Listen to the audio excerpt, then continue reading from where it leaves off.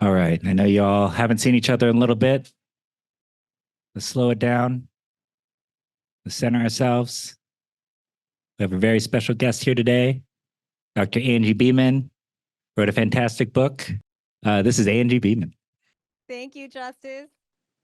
Thank you so much for coming out. Look at this turnout. Wow. I didn't believe how many people signed up. Thank you for showing up. Thank you for inviting me into this space, for trusting me to share this space with you to talk about these difficult topics, engage in these difficult conversations.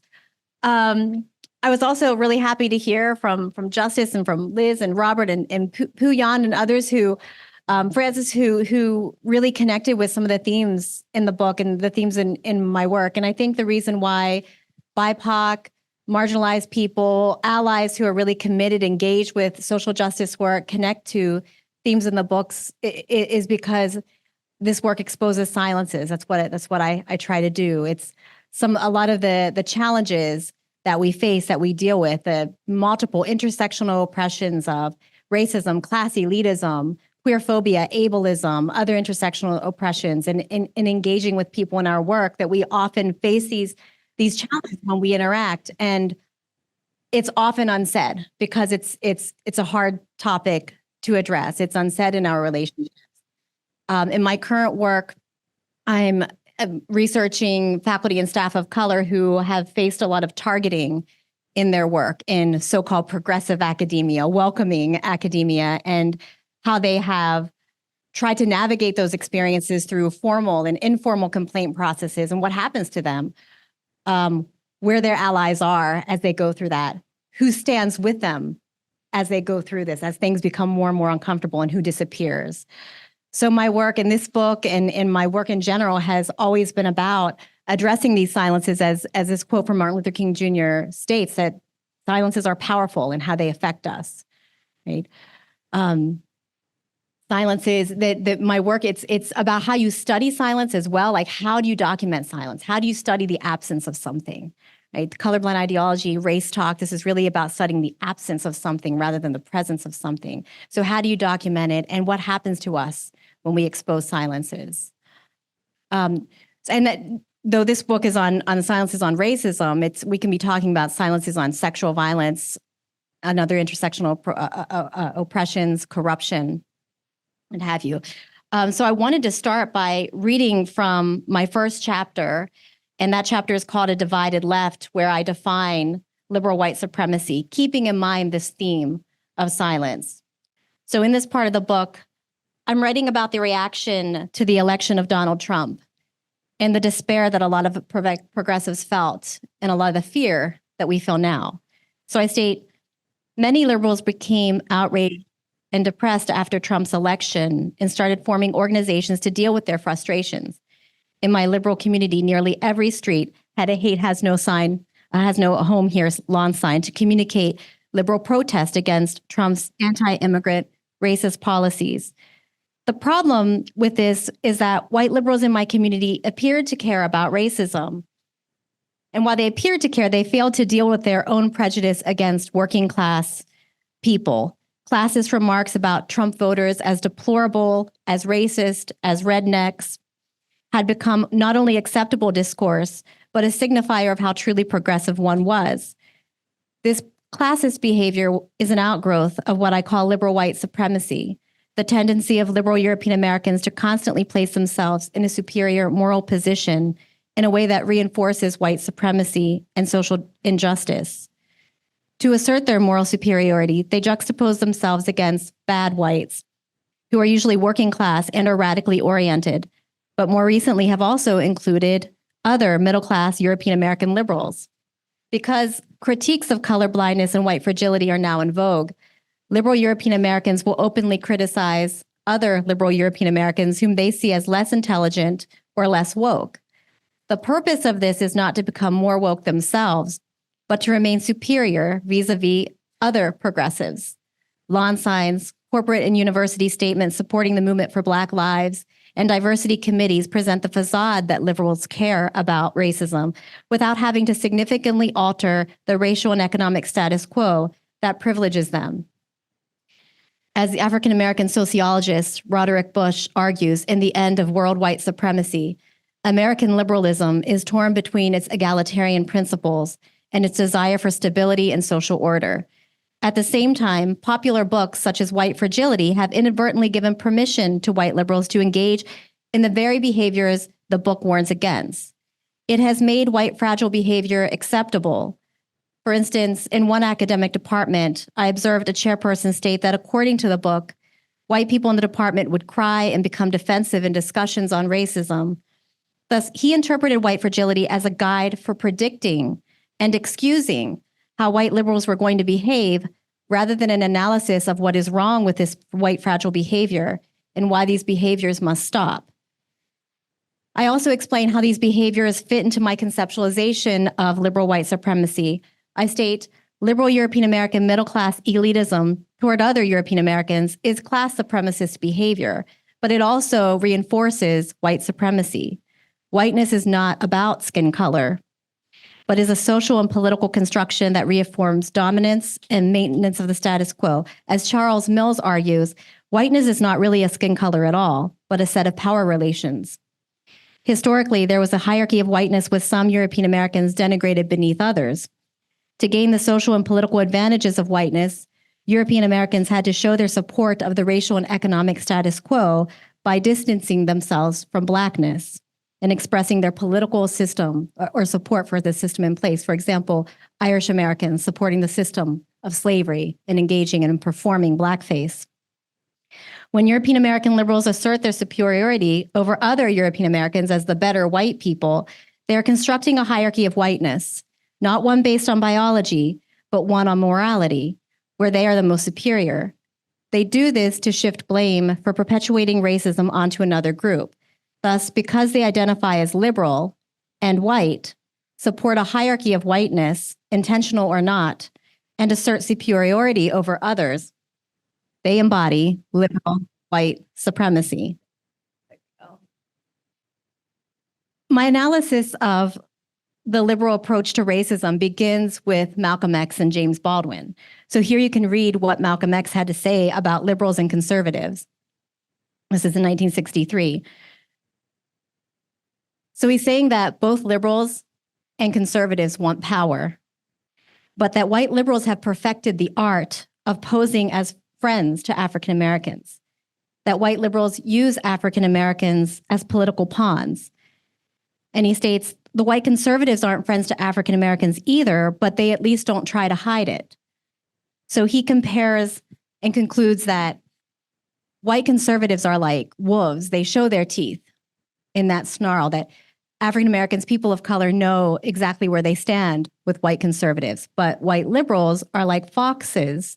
When they show their teeth, it's a smile, but it's sneaky, he's saying.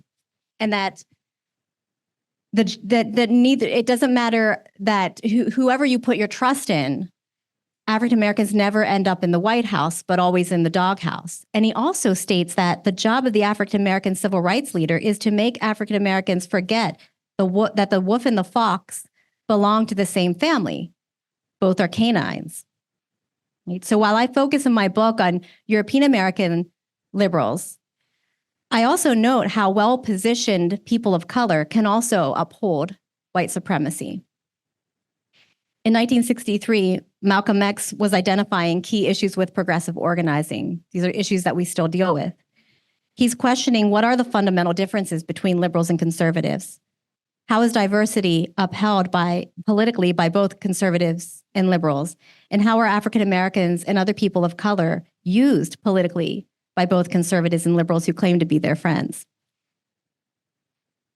So in my work, as you know, I'm not looking at the differences between liberals and conservatives. I wanted to put the lens on progressives and divides among progressives. So I'm asking, what are the divides between liberals and conservatives? What are the fundamental differences there? Liberals and radicals.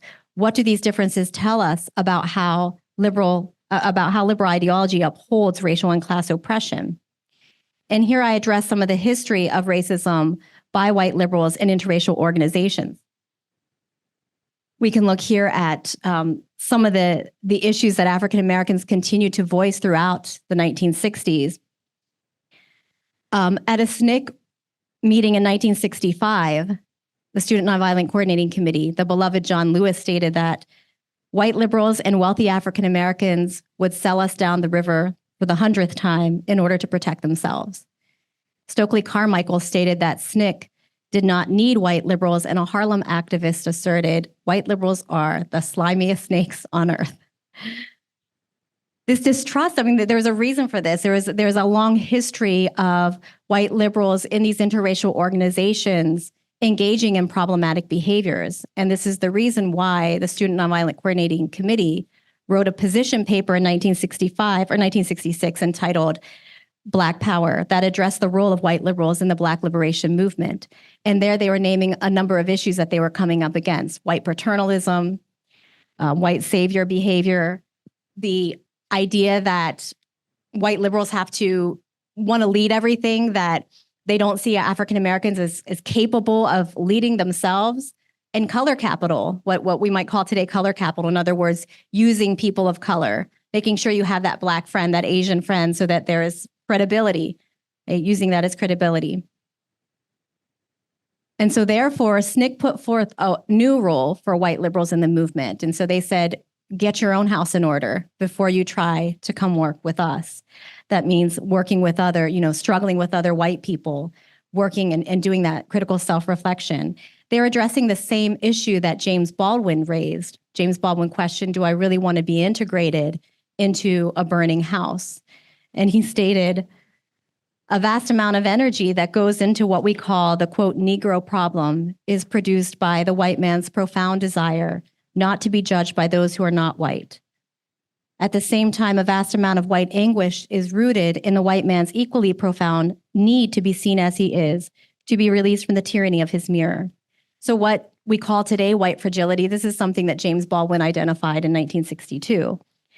And at the same time, white allies have tried to address some of SNCC's concerns, right? Many of you are engaging in that work. You are having conversations with each other. You are organizing. You are working together.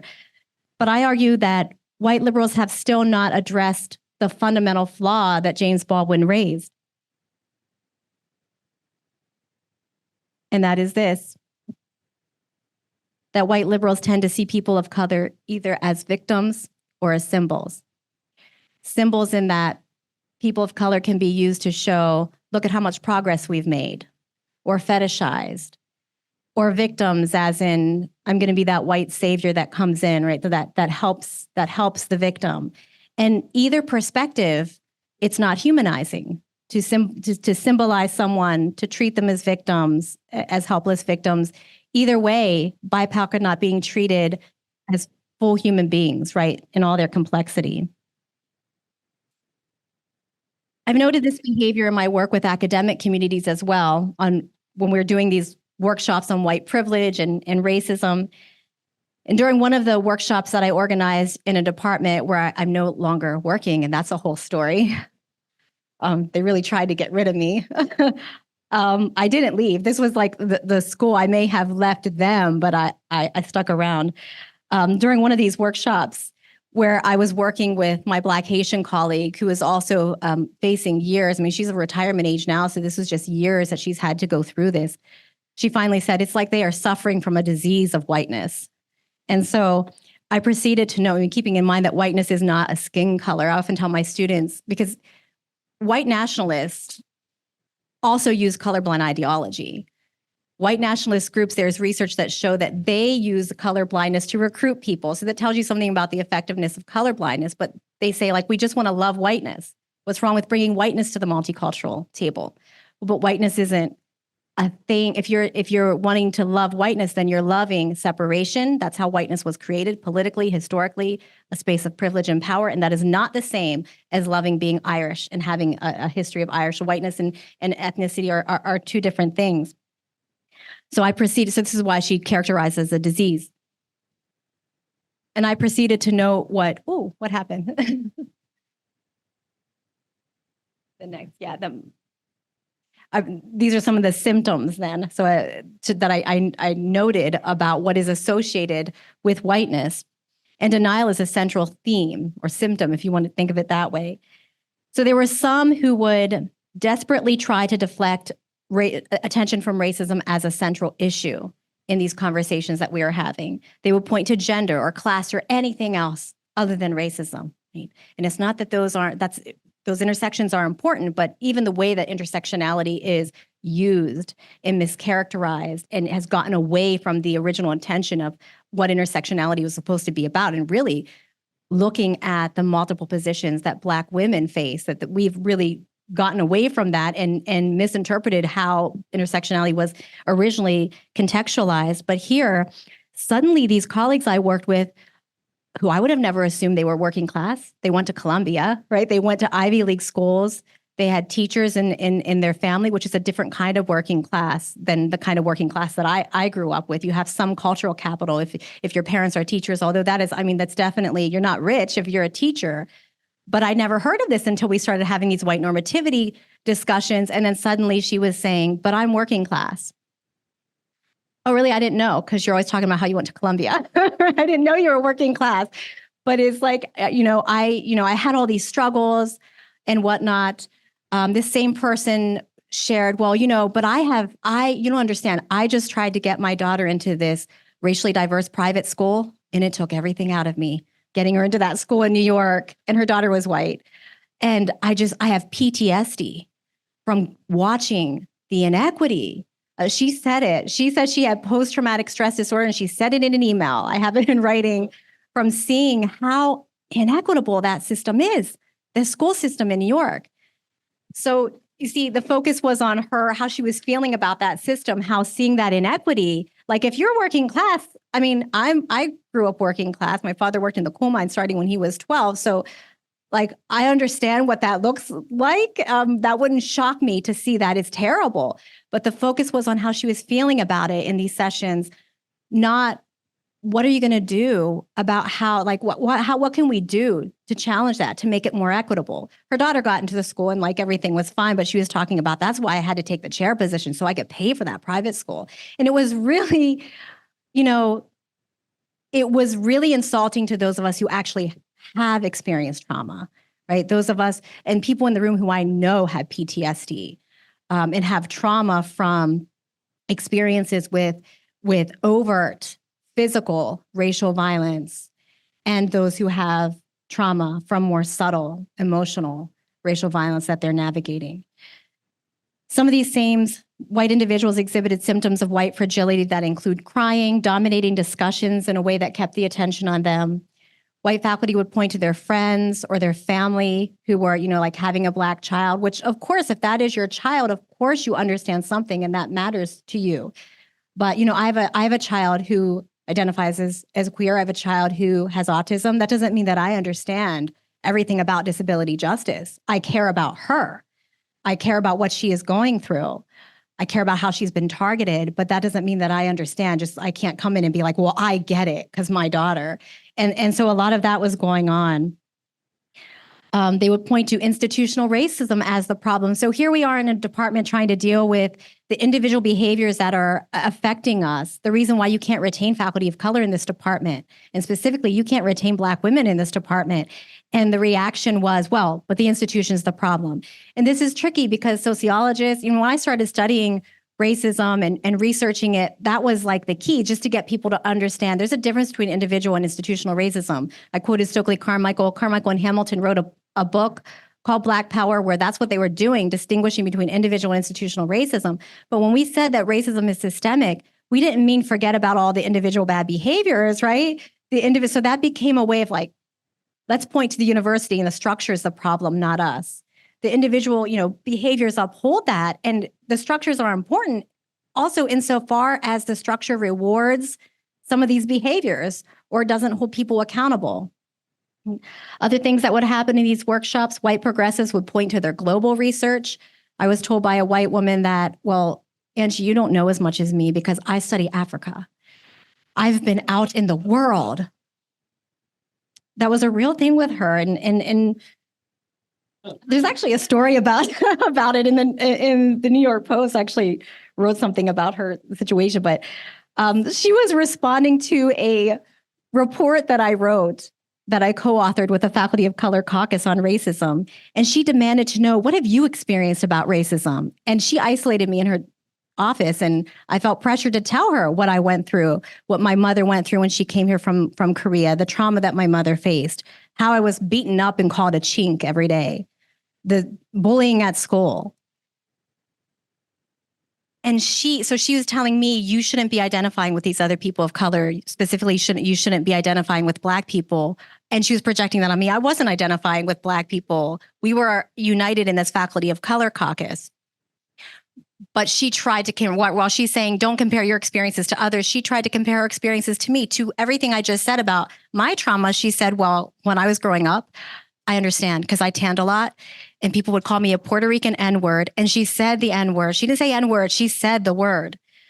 So these are painful experiences, right? Like, I would never say that my experiences are the same as other people of color.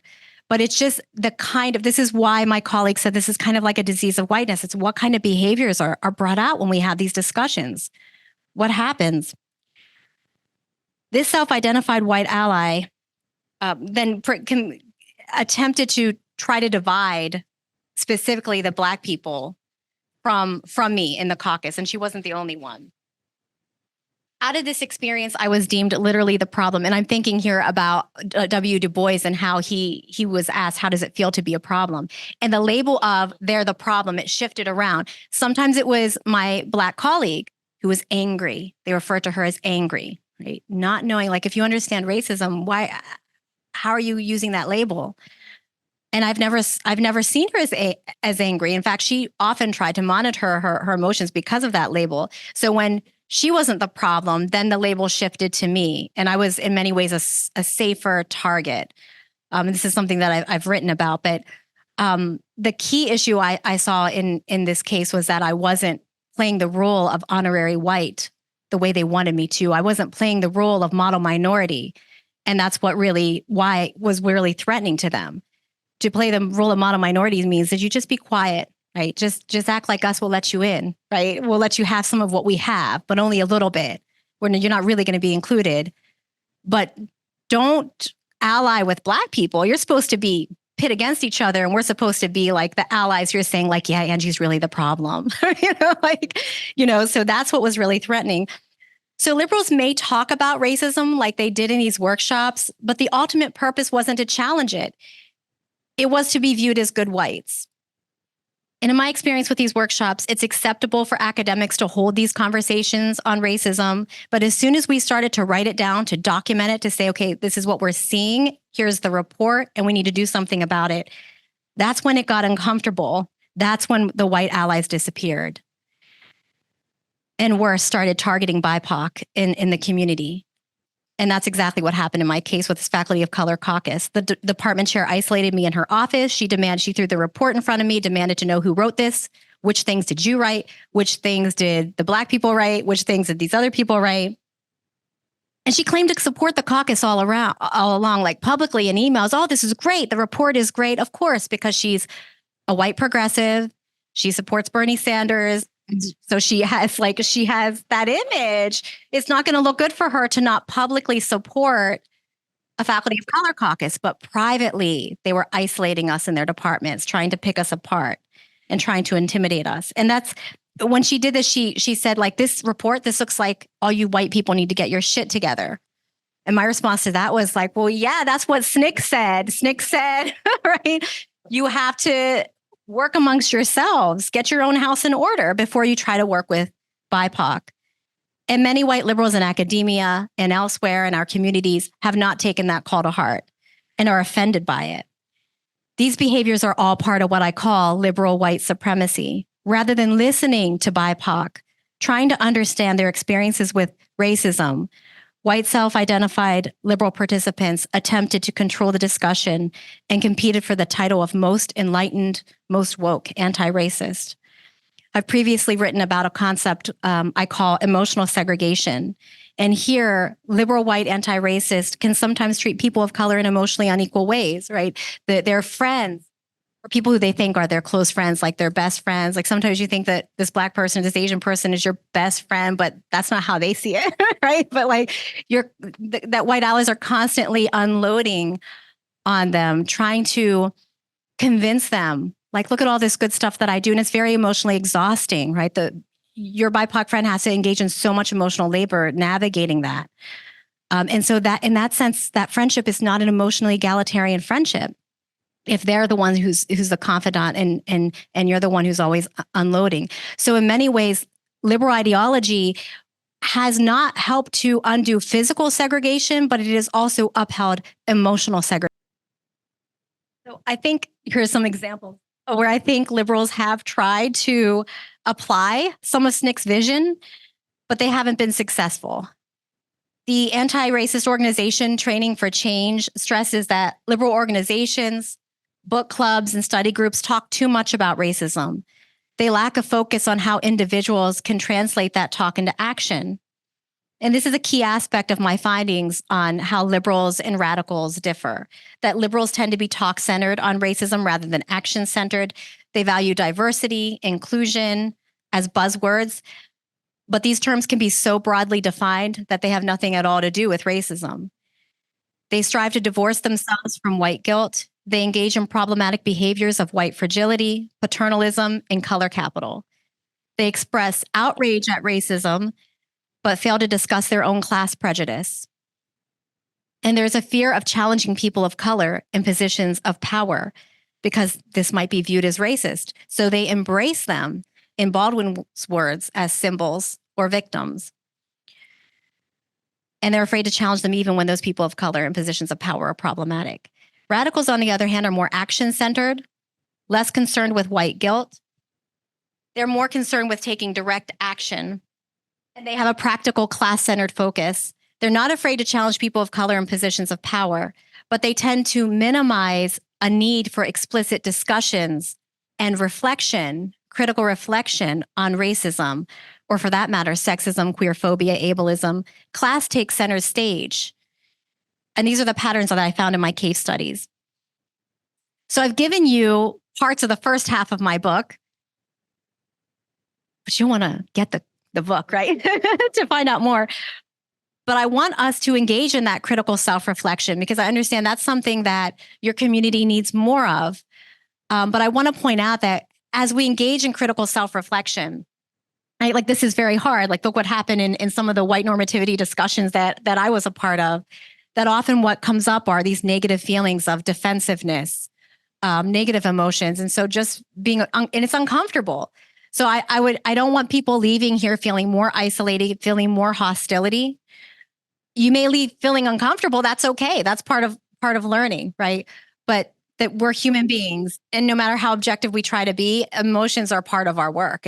It's just the way it is. So as we engage in this critical discussion, just pay attention to those emotions if they come up, right? And hopefully navigate through that. Here's some discussion question. I mean, this is like tailored down from a lot. We had a lot and sort of went back and forth.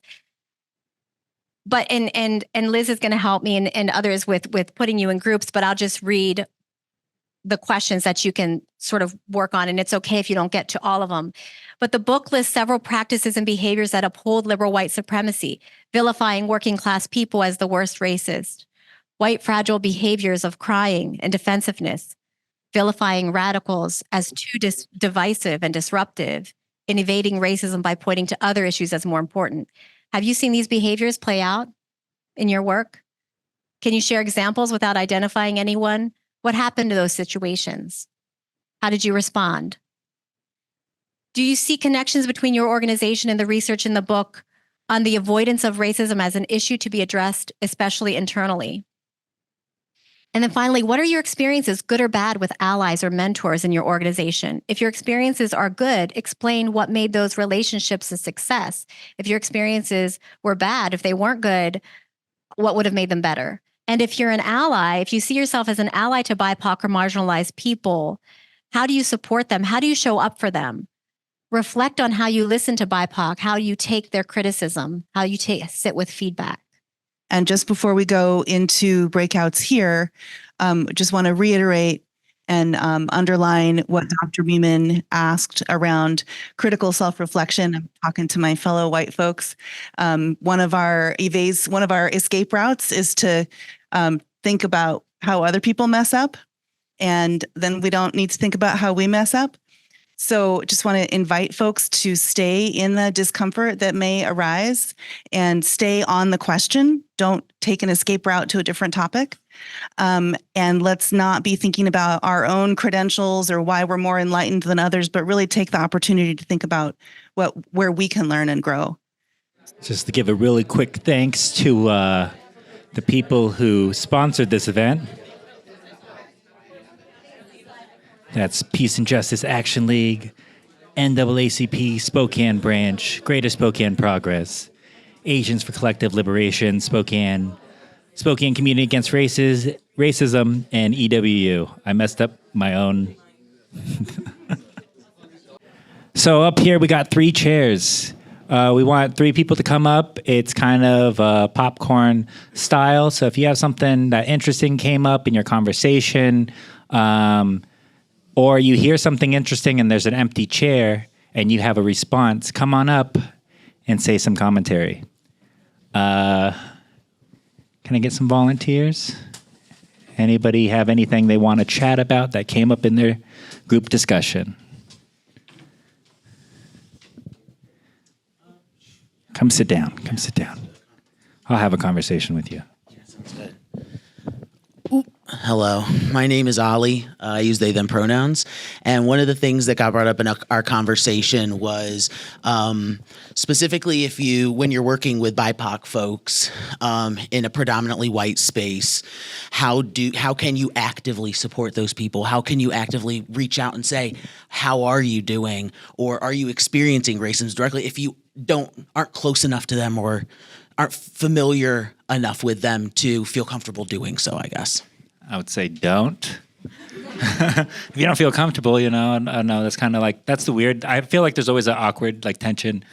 And this is kind of how it works, right? I'm just responding because I'm up here giving an example. But yeah, if it's not comfortable, that's, kind of check in. Yeah. So in the context of like what we were talking about, our person was working alongside a Black colleague in a very rural white area that they knew was a hotbed for racism outside of their workplace. And not long after they left the job, their Black previous coworker left the job.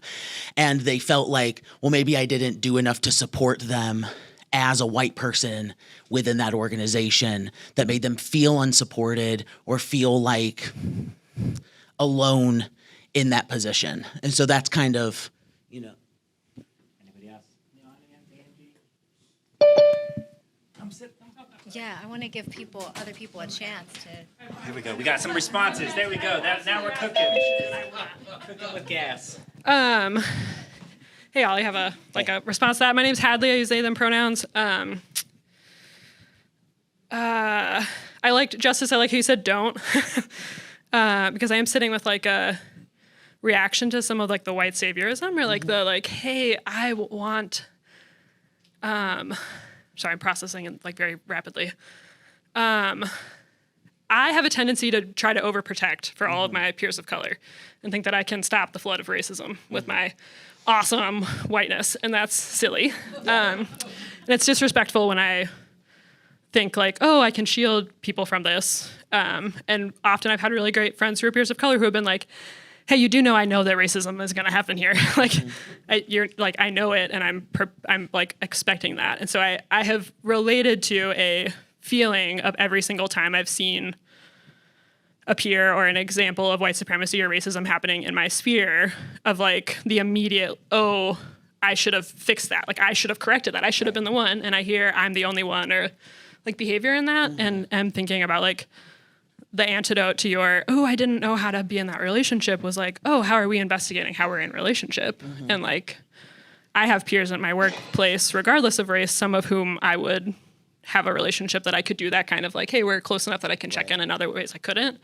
And maybe reversing that into like, where's my, like, what questions are you asking about yourself and like how you're in relationship and how we're in relationship at work, which is a whole different thing. And then how that looks in like our skills because you might not always be the right person to have the conversation. And like that's been a painful realization for me, because I really wanted to believe I was the right savior for every single person. But that's not true. So that's what just reacted to me naturally when I heard what you shared. So Thank you for your insight. I appreciate both. I appreciate all of you. When you want to leave, you can leave at any time. I was just wondering, am I stuck here now? Well, you're stuck here. You're right. I do not, unless you have a reaction or anything. Yeah, I would say that a lot of the times, like, I worked minimum wage jobs my entire life besides SCAR. And, you know, when you work in a predominantly white workplace, you stick out, and all the race, how you're treated, everything is always there on the surface. When you work a minimum wage job, you feel your race all of the time, in my opinion. You never stop. And then the comments that you have to put up with, it's whether or not you have the energy to respond, whether or not you have the energy to say something that day, because it's just like day in, day out, the amount of racism, homophobia, transphobia, just the amount of hate that you're supposed to either buy into or say nothing about is hard, right? And so to those white people, what we're talking about here is, don't help me, fix them. Because I'm not the problem.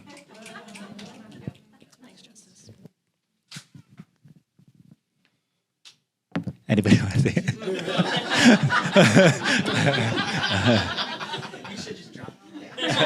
These are my mics.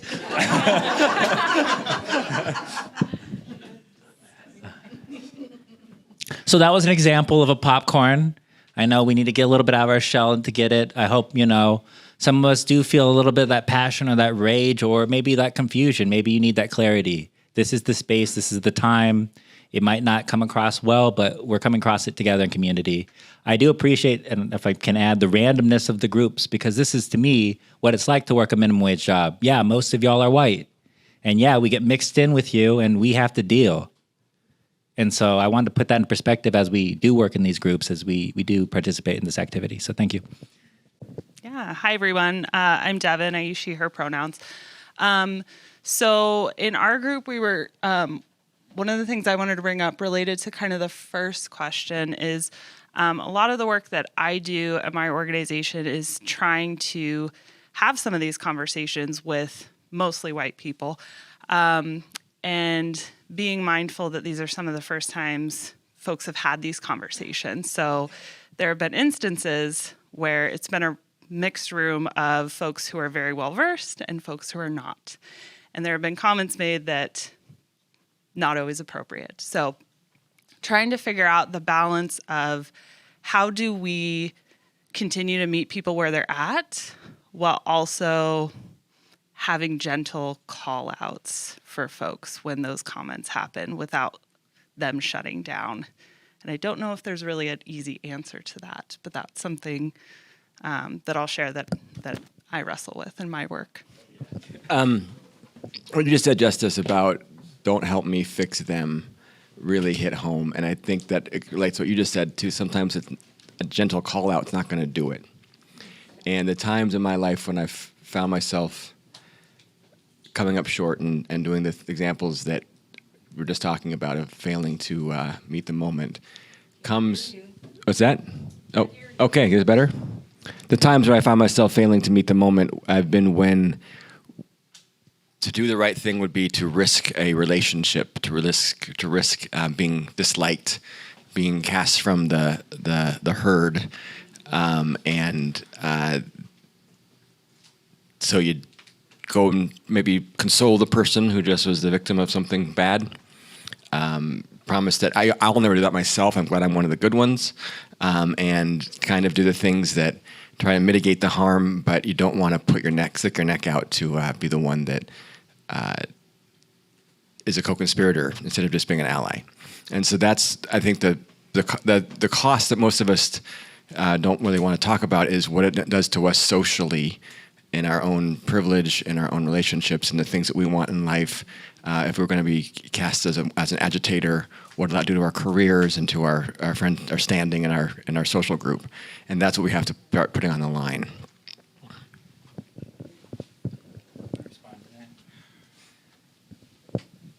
Thank you for that.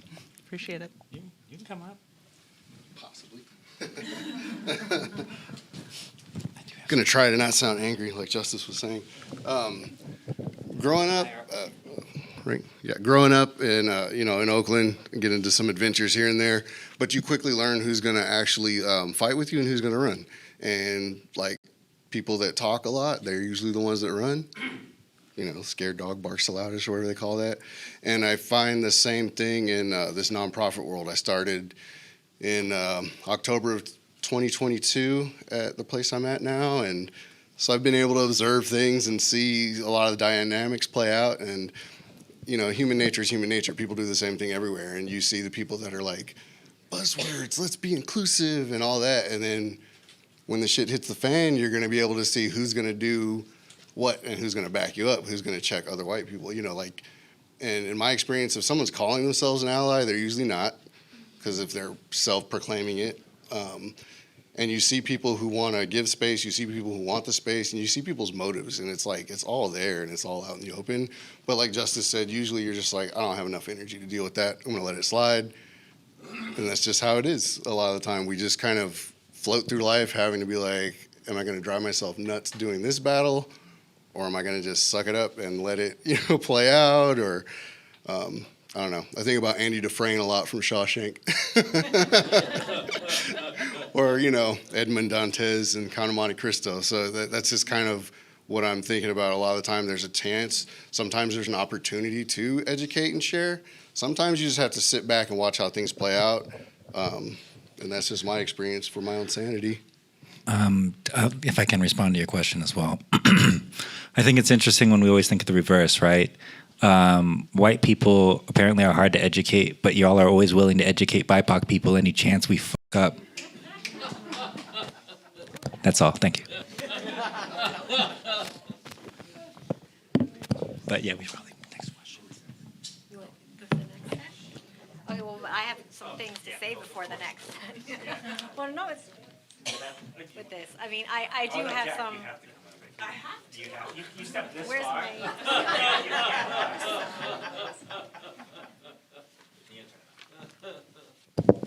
I was debating with myself whether or not I was going to be able to keep my mouth shut for the entire program. The answer is no. Two things that popped into my head from these questions and from hearing this. One being more on that theme of don't try to save us, like fix yourself, like fix your own problem. I can't remember which question it was in response to, but I was mentioning that one of the things that's really frustrating is that there are white allies who, in positions of power, authority, leadership, who, we talk about you when you shove us in the back quietly. Like we do, so that I know that there are white people in this town who are seen, lauded in Spokane as these progressive allies, whom I will never put myself in a position of professional vulnerability with, because I know that is something they get points for publicly, and I know that they will screw me privately. And it's one of those things where it's really frustrating because we can't. And the premise of this is that we don't name names in part probably because we don't want to break out right here in your presentation, but. Right? But I find myself wondering, when do we get to name names? When do I get to say X person harms us behind our back and we can stop praising them like they're some kind of hero? I also think it's worth noting that almost every person of color who's gotten up here to say something prefaced it by saying they didn't want to sound angry. And I just want that to sink in. Like, that's how much we're programmed to care about y'all's feelings. Like, legit.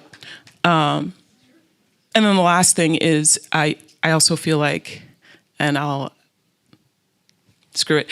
If you're here and you're white and you were in your group and you didn't want to talk, you are copping out. Stop it.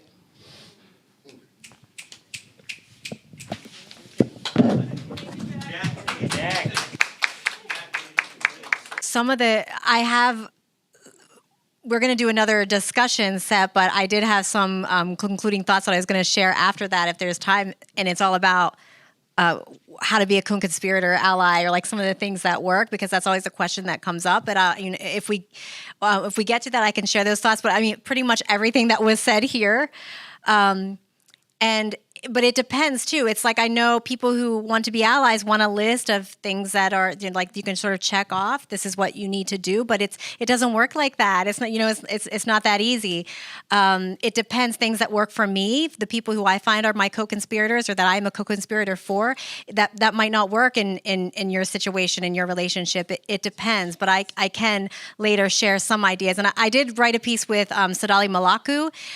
It's called How to Be a Better Ally in Harvard Business Review, and it was a response to the first piece because I wrote about some of the situations that I shared earlier about my personal experience.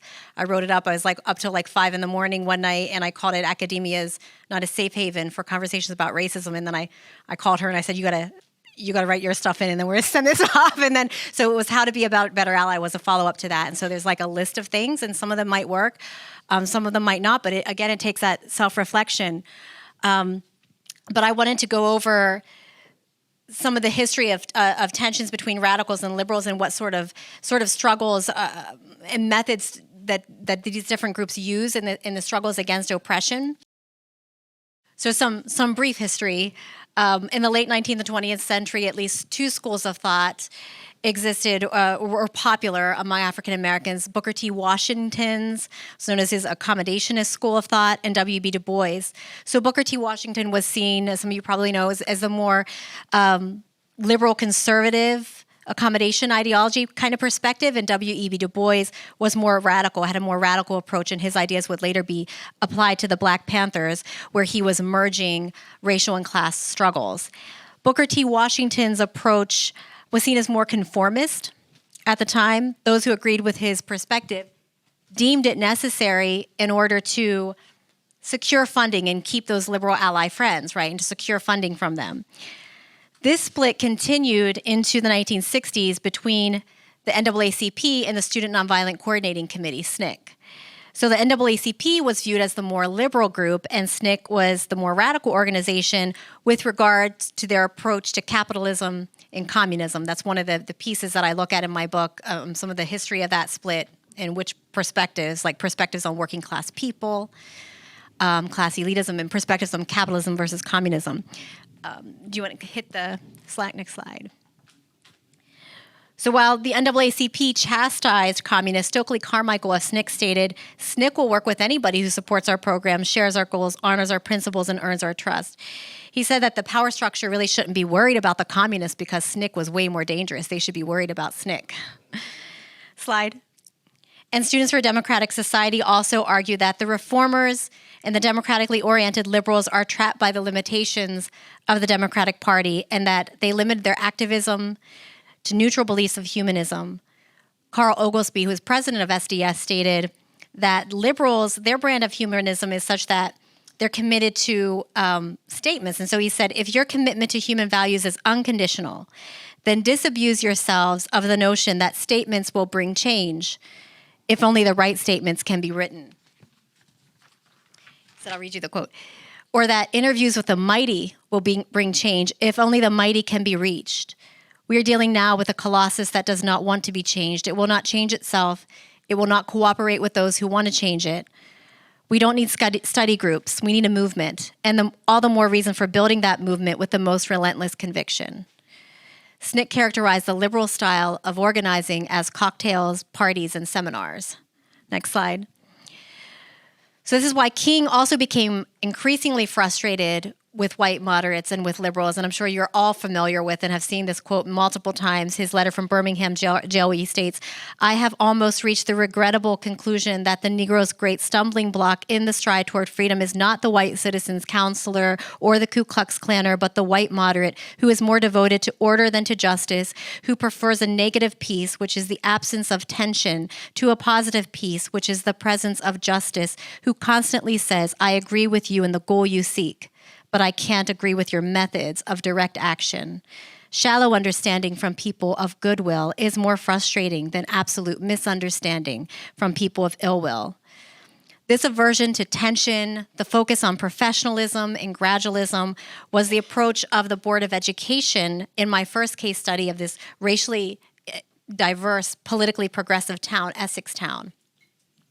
The Board of Education in this case attempted to use their appearance as experts to maintain consensus and to shut down public dissent. Does that happen here sometimes?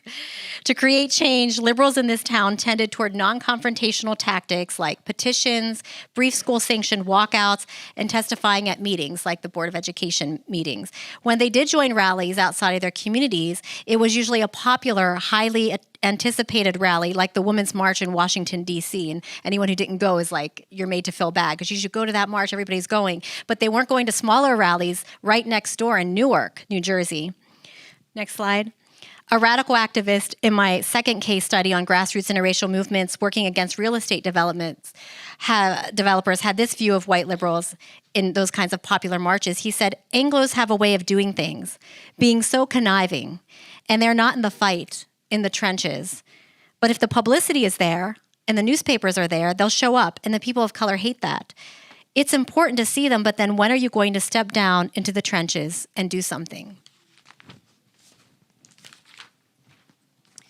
Next slide. Oh, thanks. Good, keep it there. In my next case, my case study of Essex Town, that's on the left there. Liberal residents focused heavily on electoral politics rather than disrupting meetings or openly challenging Board of Education members to change the community, to change and pursue social justice through direct action, likely because they didn't want to trouble those relationships, right? So someone was mentioning before the social relationships. They didn't want to trouble those relationships because ultimately they wanted to be in power too. That was their goal. So liberals in this town were concerned about also their property values. So they used the diversity of the town as a selling point. So it was like radicals, stop it. You're making us look bad. And I'm concerned like there's going to be newspapers there. And the radicals were like, great, we need like the newspaper showing up and exposing this. But it was like, no, our property values, our schools. So while they discussed racism in book clubs, they weren't confronting the white political machine that was running the town. The neighborhood was diverse. The schools were diverse, the principals, there were black principals. The leadership of the town was white. The people who were running the services, the superintendent, the leaders were white, but the town was very diverse, and principals and teachers were black. There was diversity there. The white liberals in this case viewed the white radicals that challenged this political machine as troublemakers, and they were making the town look bad. Thus, the liberals saw themselves as the superior, better behaving white people, and they often chastised the radicals for being disruptive at meetings. But when the radical methods worked, because their goal was like what MLK was saying, they both had the same goal. They wanted to get rid of this corrupt superintendent, and they all agreed this guy is bad. He doesn't treat the teachers well, he doesn't treat the kids well, and he's just trouble. So they agree, but they didn't agree with the radical methods. And when those radical methods worked, and they did rid the town of the corrupt superintendent, the liberals took credit for the radical success. Right? And you can read in the book, there's significant turning points in this case, in the Essex Town case, and I go over those turning points on pages 66 to 68 of the book, but I'll read to you some of the tactics that liberals used. So I have a table with all of the tactics that liberals used to marginalize the radicals during this movement, though at the end they said that, this was great, they got rid of the superintendent. So emphasizing proper procedure. You might recognize some of this in your own work. Liberals publicly blamed radicals for disrupting meetings. The superintendent publicly stated that the radical group was preventing the Board of Education from determining next steps, understanding both sides, allowing things to work out. The Board of Education vice president stated that the radical group should use appropriate channels. Board of Education members equated dissent with following proper process and speaking for 2 minutes. That's how you do dissent. Another tactic, emphasizing civility. Liberals claimed radicals were uncivil on social media. Liberal town leaders called for civil discourse when radicals interrupted meetings with questions or tagged leaders in posts on social media, which the Board of Education characterized as bullying. You're acting like bullies by tagging us on social media. The Board of Education made a public announcement emphasizing kindness, respect, and propriety to quiet radical dissent. Liberal parents sent personal messages to the radical group asking them to tone it down, and getting some members, trying to divide radical members from each other too. Like, could you tell Michaela to tone it down? So Tom, one of the members of the radical group, would be private messaged on Facebook. Could you tell Michaela she's the problem? So that same sort of thing that I was talking about before. Using threats and intimidation, radical activists received threatening messages. Their family members were harassed in public. Shaming and name-calling. Liberals posted to social media calling radicals shameful, childish, mean-spirited, obsessive, unstable. These are direct quotes from the social media post. Out for blood. Liberals referred to radicals as an angry mob. Liberals falsely accused radicals of holding personal vendettas. The Board of Education made a public announcement falsely accusing radicals of defamation. The superintendent publicly stated the radical group was hurting people's feelings by pointing out injustice. The Board of Education vice president publicly stated that the radical group was hurting careers, hurting lives. They maybe wanted to hurt the career of the superintendent. I thought that was the goal. They didn't like the corruption. And then finally, appropriation of radical success. Liberals attempted to appropriate the success of radicals as their town attempted to erase the significant role radical methods played in achieving desired goals by attributing the success to many voices. And so it was interesting, like as soon as the radical group had to start their own social media group because the town liberal social media page started censoring them and kicking them off. And so they announced the radical group did all of the like independent investigation, had all of the information. They were the ones that the journalists would contact because they had that information. So they posted like when the superintendent resigned, was forced out. And here comes the liberal group. They were silent for a while, but then I noticed on the social media page, here they come saying, they're out, like success. So it's like, but that wasn't you, because I was reading through carefully and monitoring and studying this, but they were like, it was many voices. All of us had something to do this, everybody. And like, let's give everybody credit now. So I conclude, could you hit the next slide? I conclude that we can learn at least 4 lessons from this case study about liberal white supremacy and racism evasiveness. First, liberal conflict aversion prevents progressives from challenging the power structure. And this liberal tendency toward non-confrontation ultimately leads to racism evasiveness. And here I talk about how people of color can also be used to prop up liberal white supremacy. So in my epilogue, I state, a particularly interesting kind of retaliation developed after the radical group began investigating the mayor's public relations consultant, who was an African-American woman. This woman, who I will call Deborah, and her family attacked Michaela. That's her real name. She gave me permission. Michaela's a member of the radical group, and she was particularly targeted. She was the only woman in the radical group. She attacked Michaela on social media, calling her a Karen. While she was working with the mayor on public relations, Deborah was permitted to run a local performing arts organization that was supposed to be a charity. However, according to the documents that the radical group discovered, she and her family used the organization as a vehicle to enrich themselves and their families. The evidence showed that Deborah would sell alcohol at events without a liquor license and set up credit card machines to funnel payments into her family's for-profit companies. In addition, they would make event organizers submit payment to these private companies instead of to the performing arts charity. Their nonprofit charity status was revoked by the IRS in the summer of 2018, yet they continued to hold events claiming they were for charity. Due to her company's unlawful activities, Deborah was charged with third-degree theft in 2001. Deborah accused Michaela and Barry of being racist after they shared this evidence on social media. Because Deborah tagged Barry's workplace, Barry was another member of the radical group. She tagged his workplace in one of the accusatory tweets. Barry felt pressure to step down from administering the social media page that the radical group started. In her retaliation, Deborah used language that centered racism, but she did so to keep the focus away from the corruption in which she and the political elites were engaged. One of these political elites was the mayor. Police officers in Essex Town informed the radical group that the mayor used racist language in private settings. At the same time, the mayor would use people of color like Deborah and other important town officials to support his agenda.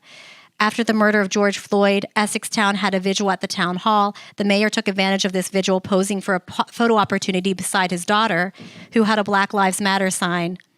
Both the European American mayor and Deborah, an African American woman, contributed to the agenda of elite racism-evasiveness, and class-evasive liberals. Lesson 2, because liberals wanted to be part of that power structure, and because they had an elitist attitude towards radicals, they developed tactics to marginalize and discredit radicals. The liberal tactics of focusing on proper procedure, civility, and threatening and shaming radicals were employed by the power structure to delay and prevent the goal of exposing social injustice and corruption. These standard liberal tactics can be used against people who attempt to expose racism in their institutions. Third, liberals appropriate the success of radical movements, but do not adopt radical methods to continue that success toward creating significant change. Right? The methods worked. They appropriate. They say that they won, but then they don't want to use that. In this case, appropriation occurred when liberals portrayed the success of the radical group as their own, and then implored the community after that success to please, can we return to civil discourse now? In electoral politics, they wanted, okay, let's get engaged into a whisper campaign. That was their next step. As key social change tactics, where you sort of whisper to people, try to get them on your side to vote for somebody on the Board of Education. But that tactic didn't work before. The person that they did that with before and they voted them on the Board of Education, that person then supported the superintendent, the opposite of what they thought he would do. So they thought those methods, they were going to continue to use those methods. Fourth, liberal superiority maintains racism evasiveness. Past research has found that individual liberals point to more conservative and extreme racists to ignore their own racism. Likewise, when a racist incident occurred in a neighboring progressive town, Essex town liberals were quick to point it out on social media, along with praise of their friendlier, less racist town. This becomes a problem, especially when European American liberals are the ones in power and they dedicate their time to identifying villains on social media, which is and placing blame there rather than taking concrete actions to promote effective anti-racist solutions. In my other case study of a radical community labor organization, radical activists did take direct confrontational methods, but they refused to talk openly about racism. So this was a more like, they were direct action focused. Fighting racial injustice was part of what they did, but they really focused on class solidarity. They were afraid even to use racist to refer to their opponents. So I write in that chapter about how they're really responding to, there's kind of a liberal discourse on professionalism and civility that even radical progressives have to respond to that and operate within that. And so for them to call out racism, they were afraid that would make them look too radical. So they said, and they also were afraid of internal divisions. So they felt like, well, we do a lot more on racism by not having to talk about it. So it was this dynamic where they were walking the walk on racism, so they didn't have to talk the talk. So there's an issue there in trying to find a balance between walking the walk and talking the talk. Next slide. And the final selection I'll read to you from my book. I talk about some continuing problems in allyship and finding genuine allies, co-conspirators, collaborators. And a lot of that conversation, particularly after the summer of 2020, I was asked, a lot of my colleagues were asked to study racism, to do tell us how to be a better ally, and a lot of talks on allyship. And that's important and that's good. But I think also that conversation on allyship and co-conspiratorship and collaboration, it can't just center whiteness. It can't just be about focusing on white allies. It has to also involve people of color and people of color, BIPOC, dealing with their own internalized racism and having those spaces. So I state that focusing on white allyship is important, but also bears the risk of recentering whiteness and white dominance. It is crucial to build alliances between people of color as well. In 1998, Elizabeth Martinez wrote on the need for rainbow warriors. She argued that when Vincent Chin was beaten to death by a European American man who thought he was Japanese, all people of color should have protested, not just people of Asian descent. The same can be said about the movement for Black lives. All people of color must be united against anti-Blackness. In 2016, the Asian American coalitions issued a statement against police violence and the Asian American officer Peter Leong, who shot a Kai Gurley, an African American man. These and other organizations, such as Asian Americans for Black Lives and activists like Grace Lee Boggs and Yuri Kochiyama, who was a Black Panther, who were highly respected activists in the civil rights movement and Black Power movement, set examples for rainbow warriors. White supremacy has impeded these alliances for centuries. Radical scholars of color allying together is frightening to European American liberals and conservatives. Such alliances have the potential to challenge the capitalistic bedrock on which many institutions are founded and that support the careers of both liberals and conservatives.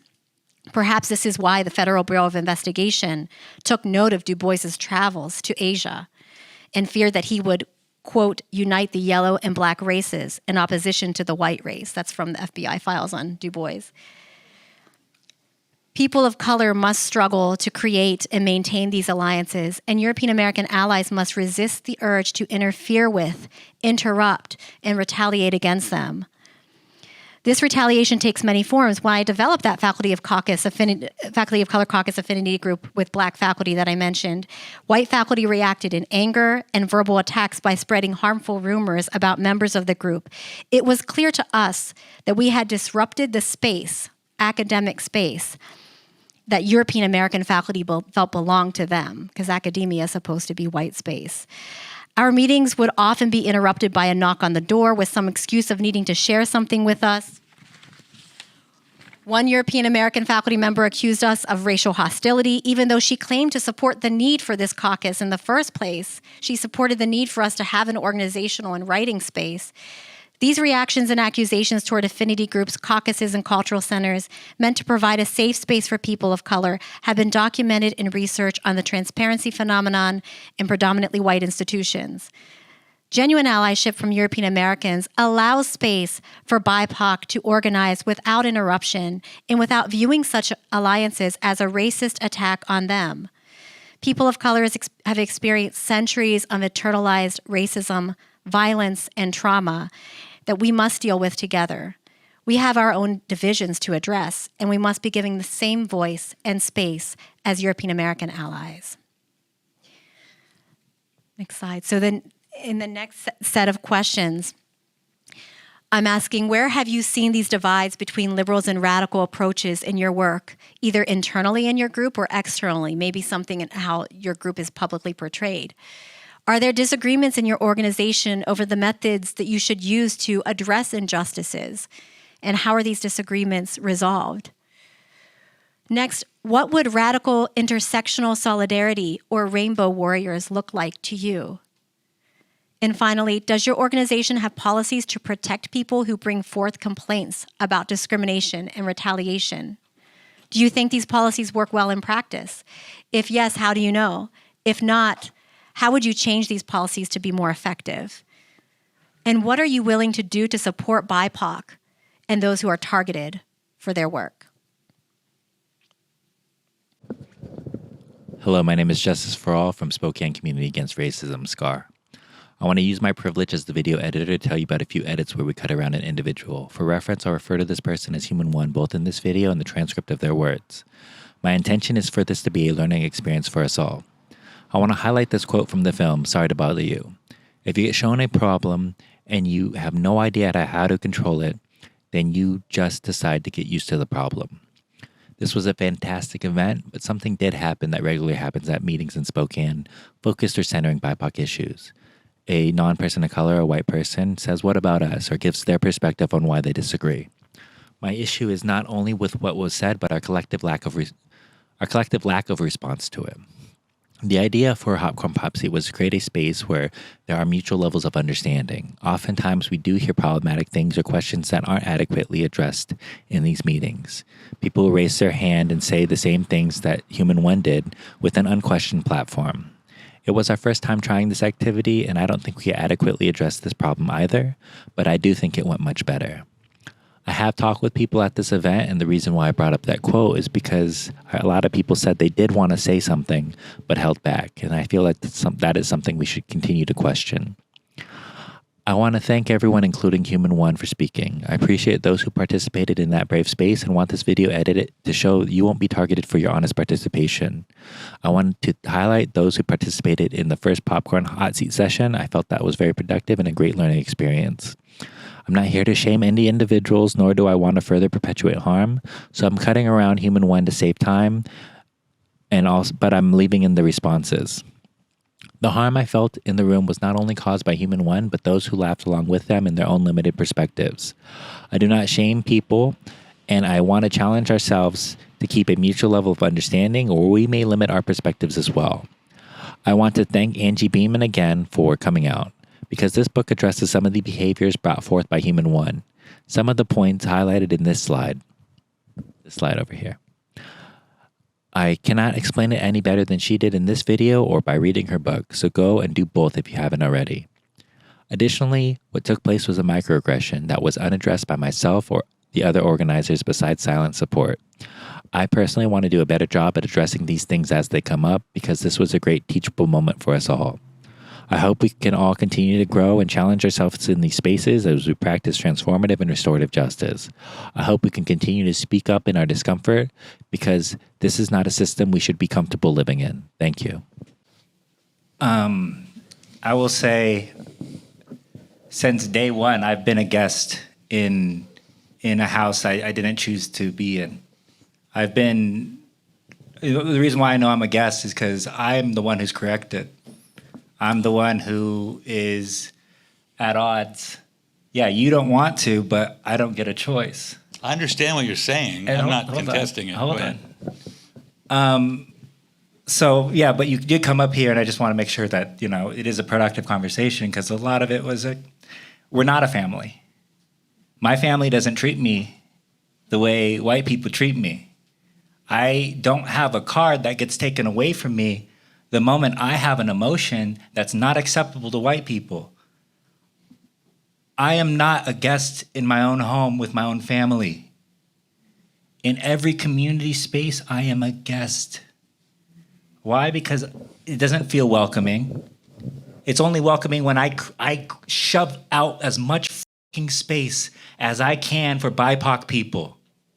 That's the only spaces that feel welcoming. And do you and we're not given, when we take that space, the space that belongs to us, the space that is our personal space, when we take that back, people in that privilege, they see it as conflict. They see us as taking something away, because in that privilege, you don't get to recognize a lot of, the pain. You don't have to see it, because that's what privilege is, right? Privileges are things we can ignore because they're a given for us, but they're not a given for everybody. So if in my family, I saw that, particular people were being, and sorry, the family thing it touched me a little bit. Particularly people are being treated in a certain way or not being seen as human. That's not arguing whether or not we're discussing what we're having for dinner. That's arguing people's humanity. And if I'm not being seen as a human and I'm in your family, that hurts. Hola, mi nombre es Michelle Papas. Hello, my name is Michelle Papas. I use she, her, ella pronouns. I just want to challenge you to dig deep in why conflict only has a negative connotation. Yeah. I am the mom of a 10-year-old child, and let me tell you, conflict is part of every day. And if I had chosen as a parent to not engage in that conflict, what kind of parent would I be? So what we're asking is for you to engage in a way that you recognize the community and you recognize the necessity of conflict when you're in relationship. And as a Hispanic woman, I'm very, very frequently referred to as the mad Hispanic woman. It's exhausting because who I am is multifaceted, and that's not being recognized. Just one aspect of me is being recognized, and it's not even being actualized. It's barely being acknowledged. So I would challenge that conflict is actually the sign of healthy relationships, and that being in conflict with each other means that we are being in community, because when we only go surface level and we avoid the vulnerability, the authentic interactions that we have with each other, not only do we do our community a disservice, but we do ourselves a disservice. Go ahead, Adrian. I know you've been waiting. Yeah. What I want to point out, is our queer BIPOC history is that we have become veterans of creative suffering. We have learned to reimagine our pain as a stimulus for transformation. And this is what we have also learned to live with uncertainty and discomfort as we move forward. This is what white liberals have failed to understand, that any kind of transformational change, structural change, you've got to be okay with discomfort. In fact, you should welcome it because it means you're learning. Things are changing. That's it in a nutshell for me. And I mean, you all said it so well, so I have not much to add except this issue of wanting more healing space. I just like to welcome you to consider that this might not feel healing to you, but this is the space that I was asked to come in because BIPOC people of color have said that this would be, that my book was healing to them, that having this open, it feels healing to us. And the example that I shared of the Faculty of Color Caucus, we went through the exact same thing that was like, we didn't have a problem until Angie and these other people wrote that report. We did have a problem. It was just that we were silent. We were silent about that. And we are keeping it silent for the comfort of white people. And when we felt like it was safe to speak up and actually share and try to engage and heal that space, then we were attacked. So it was like we felt like we were taken advantage of. So we were going to have like just a concluding space of if there's one idea that you're taking with you, if you want to just share that out. And then what are next steps for people who are working within organizations or what you're doing individually? What are next steps for you? Do you need more spaces like this where you have this open and honest discussion? And if that's what you need, do you need someone from the community to lead those spaces? And if you do, are you prepared to protect that person from targeting and hostility? Are there things that have been silenced that you need more time to talk about? So key ideas and what are the next steps? M.E. Martin, if you want to unmute. Yeah. Hi. So definitely next step. We've been starting this conversation in the organization that I'm in. I've been there only 3 months now, but it's further continuing this conversation as well as encouraging more accountability or self-accountability, both within amongst leadership as well as client-facing folk, holding our leadership accountable for these conversations and the transparency of what do these conversations look like? What trainings are they taking? That's just something that's coming up. And so it would be super great to connect with more community organizations and helping with that conversation, because I think our organization needs that a lot more. Thank you for sharing out. I will like to add, SCAR has purchased a bunch of Dr. Angie Beeman's book. If you are a SCAR member, guess what? You get a free book. How cool is that? If you're not currently a SCAR member, hint, hint, sign up. But yeah, we can continue to have these conversations. SCAR is actually really good at facilitating these spaces. We have SCAR Wellness every Sunday at 9 o'clock in the Saranac Commons. We used to have a licensed psychiatrist. We're looking for another one. We didn't scare the first one away. They had to move. But that's a way where we can come into these spaces and talk to each other. And we have a lot of rules for conversation, but it's a way that we can have these really deep, hard conversations with one another, as well as a million other spaces I'm not going to tell you about because I have something more important to tell you about right now. Right in the back, if you want to support a BIPOC-led group, this is Spokane Community Against Racism. We've been working on this for several years. This is our platform for change. Please sign on and get your group to sign on. This is a community collective thing. We've had people who have been impacted by police violence as well as stakeholders of various kinds. This is our biggest project, and we have not received enough support as of yet. So please sign on and let me know what I can do to get you to sign on. All right, we got some stuff in the chat. We have accountability consists of a true and lucid consciousness of the situation and assuming that the risk and responsibilities that involves. Do you want me to read them all? I would love for white people to keep thinking about how they're going to continue doing the work while decentering themselves and whiteness in general.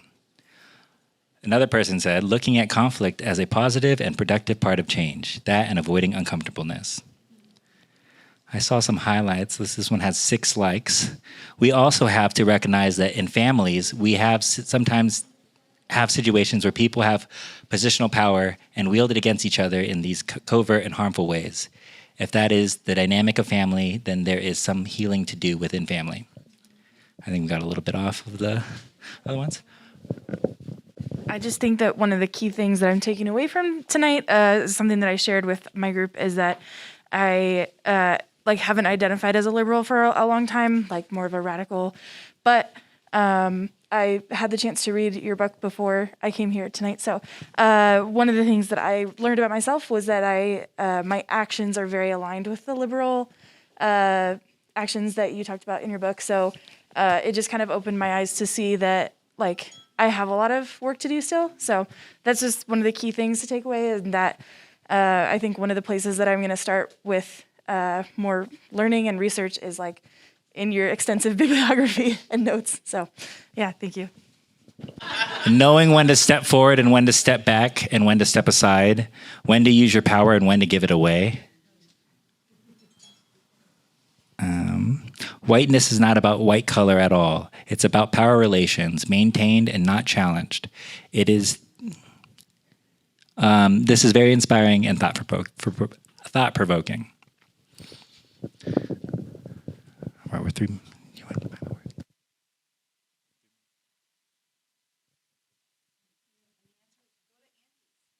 Or sign up to be a SCAR member.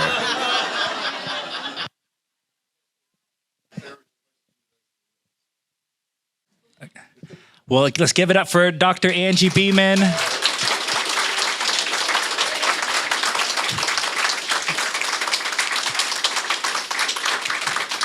Thank you again for allowing me to be here, for inviting me to this space and working with you. And good luck. If there's anything in the future that you need, if I can be helpful, please let me know.